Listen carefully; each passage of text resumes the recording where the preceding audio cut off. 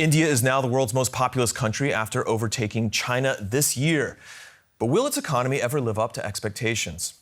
Well, my guest today is Fraser Howey. He's an independent China analyst and author of the book Red Capitalism, and his work has also focused on India. Fraser, welcome to the show. First of all, this is in some respects an oversimplified question to begin with before we really get into the details. But what is holding India back from becoming an economic power much along the scale of China or even the US? Yeah, no, that's a good question. First of all, India is simply further back in the development curve. It's simply a poorer country. And there's been a number of reasons and factors for that.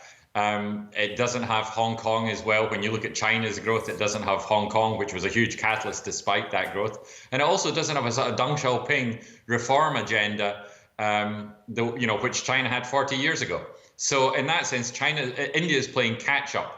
So, in that sense, it is comparing apples and oranges to some extent.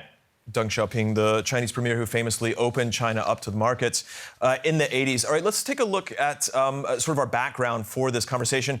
India officially overtaking China as the world's most populous country in April. That's according to the UN. But it has much, much further to go when it comes to economic heft.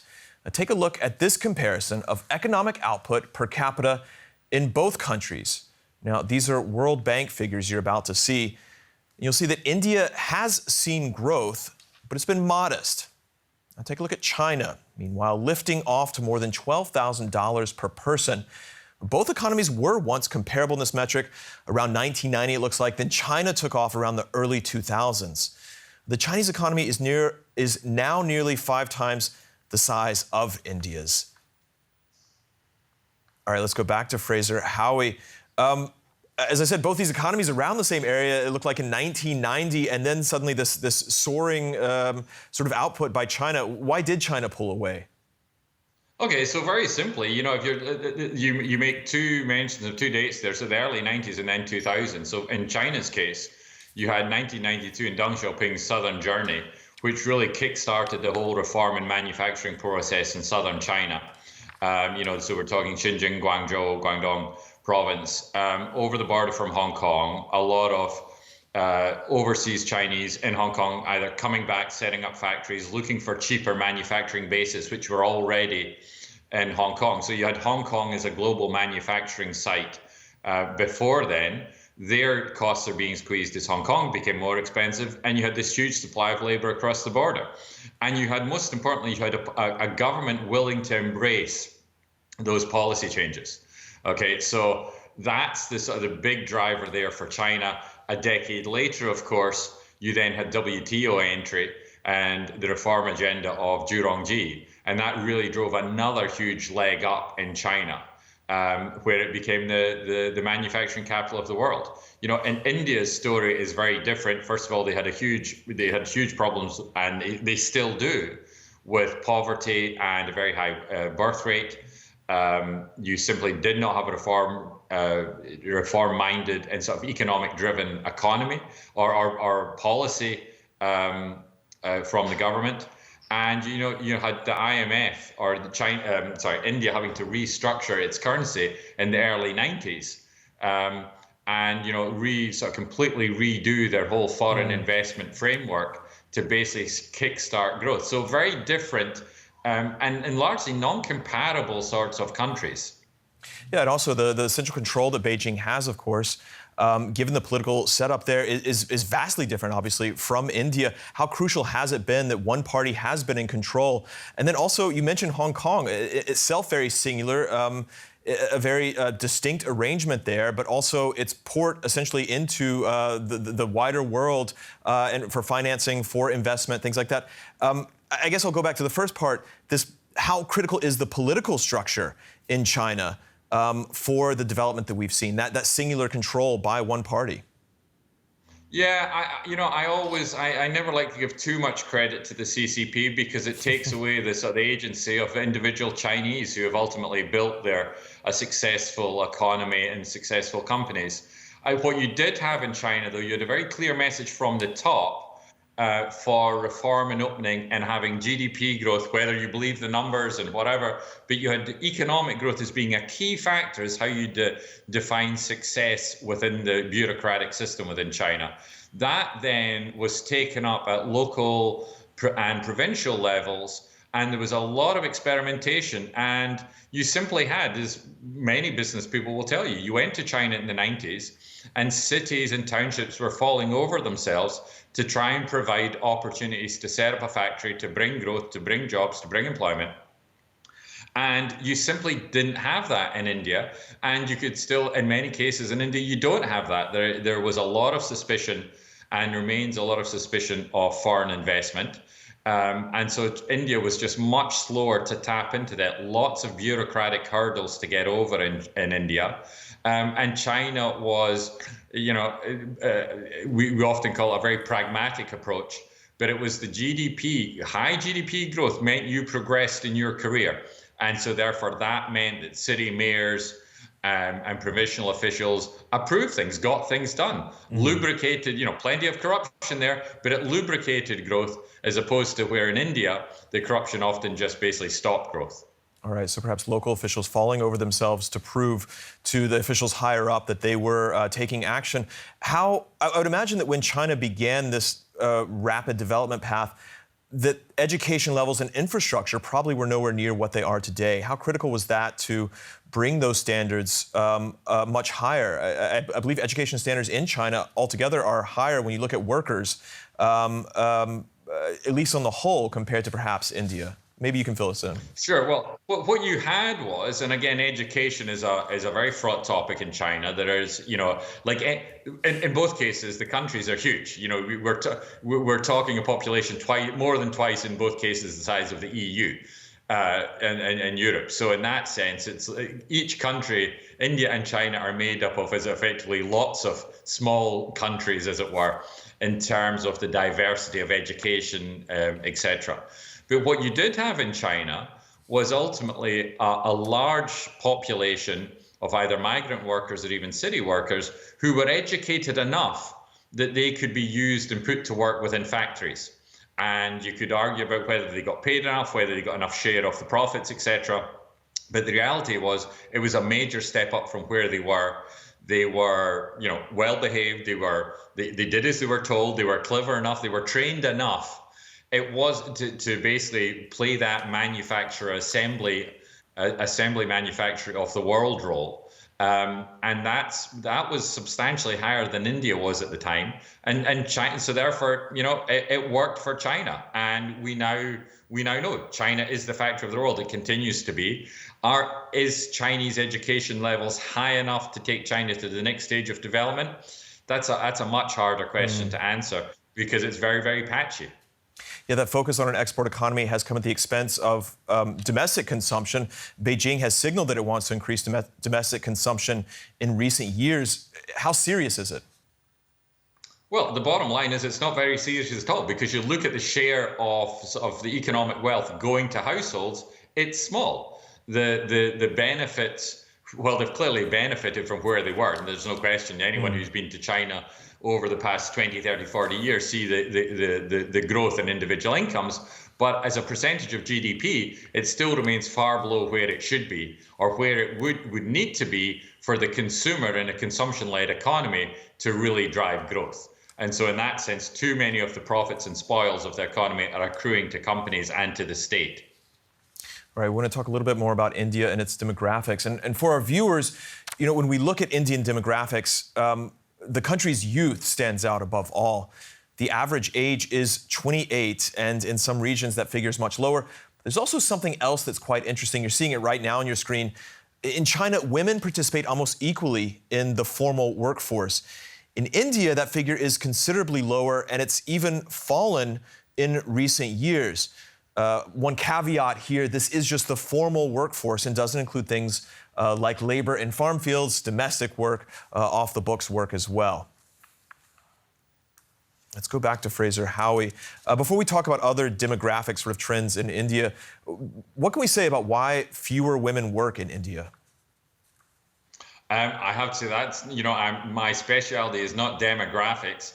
I think, though, that it's probably reflective more of the nature of the economies that many Indians are still are rural workers, are in the field, so they're not being fully captured in number of these statistics. Because again, certainly when you look at the cities like Mumbai or Delhi, and you're dealing with sort of international India, as it were, women are very well represented. But there's probably still a bias against higher women's participation in the workforce. You see similar figures, or you see similar issues even in developed economies like Japan. So there are still a lot of entrenched sort of patriarchal attitudes within the economies which limit women's full utilization. But that certainly doesn't mean that in any way that Indian women are somehow lazy or lazing at home. They're having to provide for children. They're certainly working in the fields. You go around any Indian city, and women are busy doing stuff, but they're not being fully compensated, nor is it being fully reflected in the value they're adding to the society. Stepping back a little bit, there's always been this anticipation around the development of the emergence of a strong middle class in India. Why hasn't it really panned out, or has it, and we've just missed it? I mean, how do we look at the middle class in India? That's a good question. I think, though, that could even be made, that comment could be made about China as well, because I think the difficulty is that what do we really mean by middle class? And I think when we talk about within Europe, what we think about middle class is really quite different from what we talk about in Asia, because in Asia, it's very much a mechanical sort of formulation about how much you earn per day.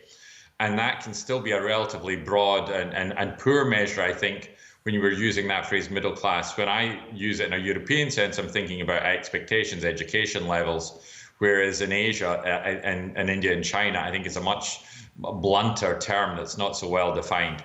I think the nature of, actually, in both countries, you've clearly had a wealth increase, but the spoils are very uneven. And so I think that can warp it as well, that you go to cities and you find pockets of middle class wealth, you find extreme wealth as well, and then also an extreme degree of poverty as well, either in the slums around Indian cities or in the countryside, in both places. So I think it's certainly there. I'm in Scotland at the moment, and I can assure you there's plenty of Indian tourists going about. So you do see that. I think it's not necessarily as organized as the Chinese. Perhaps when you're often interacting with them, they're maybe not in the traditional tour groups that you find Chinese often coming overseas in.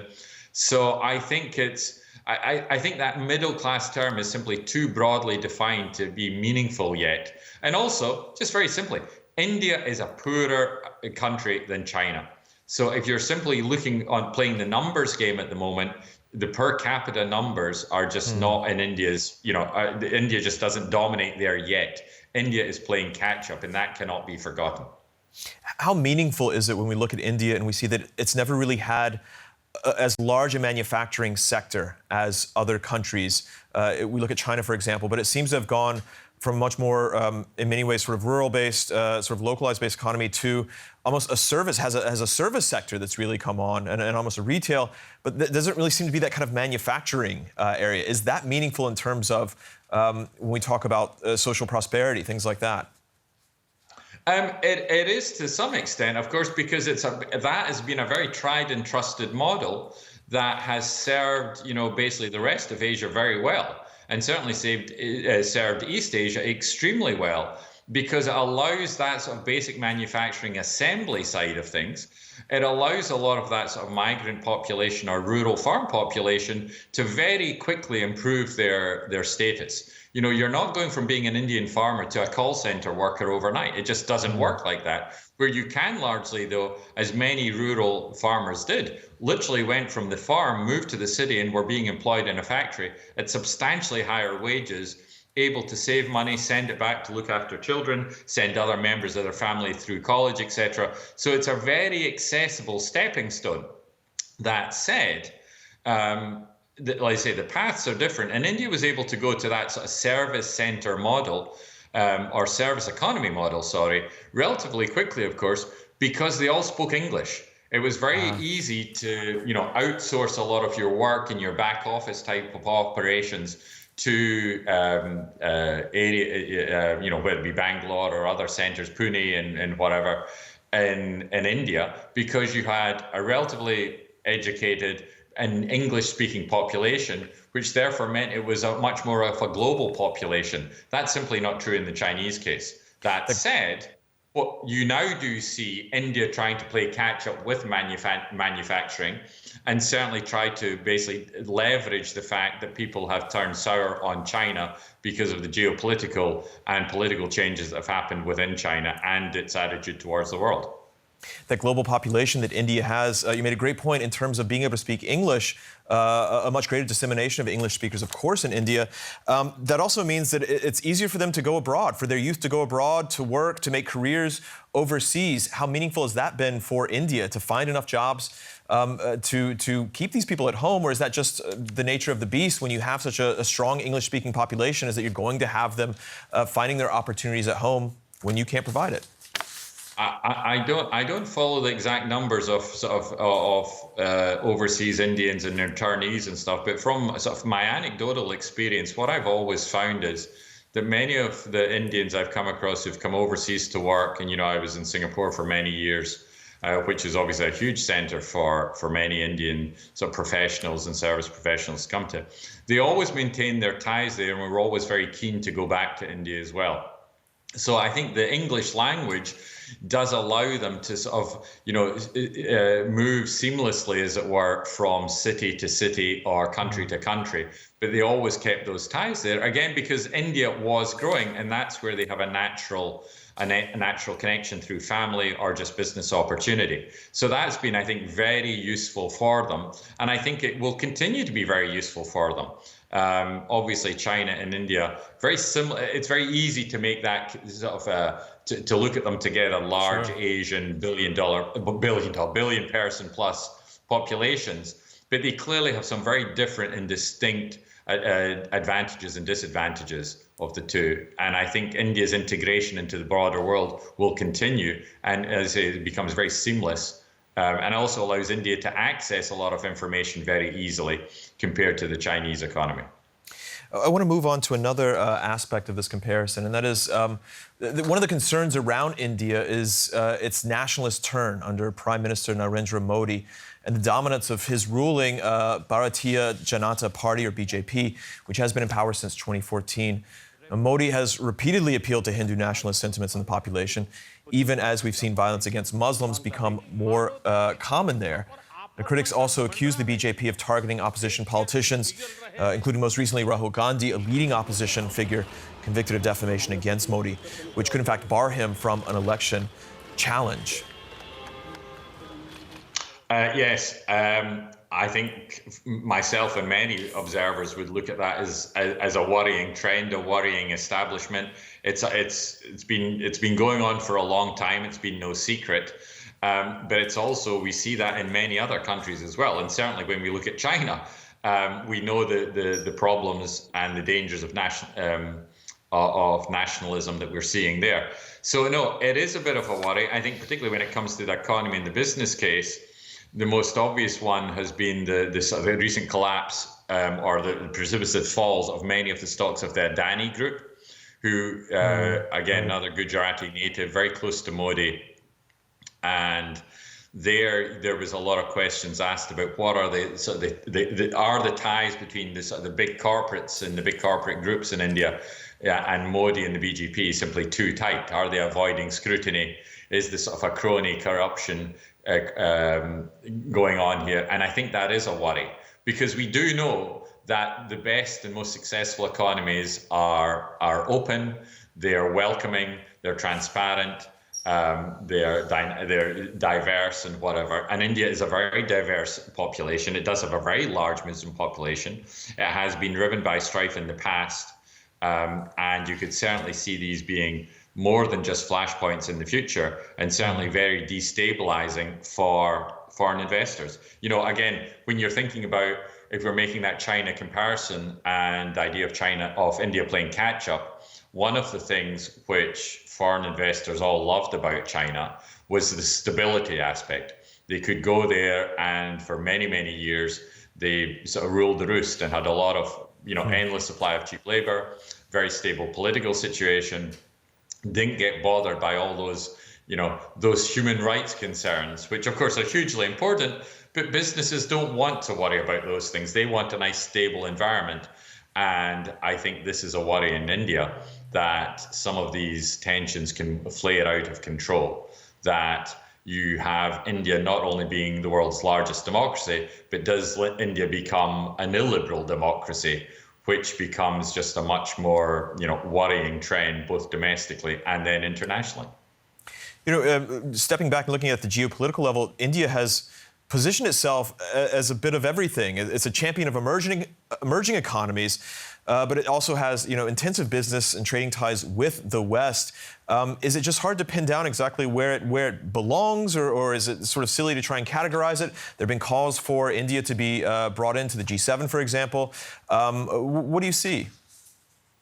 I think your point is it's just very difficult to characterize it. I think, it used to be very simple. The world used to be simple. It was the sort of the West, the developed world. It was the Soviet Union. It was the third world. And those terms the world's far more complicated now. Economies are thankfully much, much richer.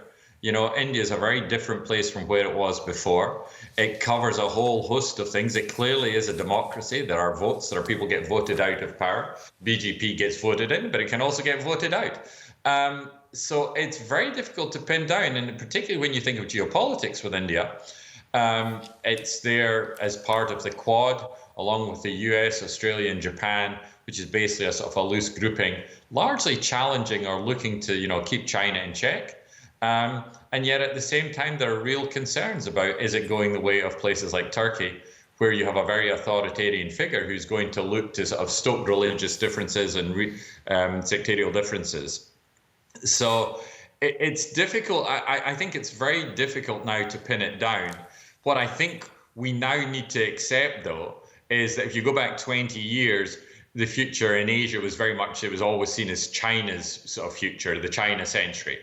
I think now that China is suffering some very severe demographic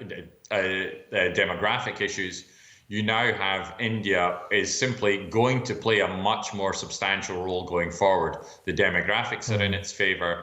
It's now a much bigger economy. It's prepared to be more active on the global stage. And so it's going to be a much bigger actor than perhaps we thought it was going to be 20 years ago. You've partly answered my last question, but I want to give it to you regardless, and that is in the case of demographics. We began this by talking about India becoming the world's largest country. Are demographics, are they an opportunity for this country, or are they also shackles for its economy, or are they a little bit of both? Look, I think any country which has got, relatively poor country which has got hundreds of millions of people, they're in some way shackled, because any political leader needs to make sure that people are fed, that people have got jobs. These are huge problems compared to, wee little countries in Europe, as it were. So they're certainly shackles in that sense. But China has also shown that large population countries can grow their GDP, that people can get wealthier. And I think this is fundamentally an opportunity for India, that they do have this huge demographic dividend. I think it's very important they have to invest to exploit that, though. It doesn't just come by having lots of people. It comes by having lots of young people, working age people, who are well enough trained and educated that they can actually do something productive. That's the key. And I think my biggest worry about India is a country that is going to face a lot of challenges going forward, particularly from climate change, and you've already seen that with droughts or monsoon rains and whatever. It's got a lot of challenges ahead of it, and yet you go to Indian cities, and sadly, there's still too much of the population who are malnourished, who are undereducated, and are basically not taking part in this the hope for Indian miracle. So it's important that they really educate and use all those genuine human resources to achieve what they want to achieve. All right, and with that, we'll leave it there for today. I want to thank our guest, Fraser Howey, for coming on and taking us through what in many ways was a very broad topic about the economies of India and China, comparing them now that India has overtaken China as the world's most populous country. And for our viewers, we thank you for joining us. And please check out our other content that we have here on YouTube. Lots of other good discussions with great experts like Fraser. We'll see you soon.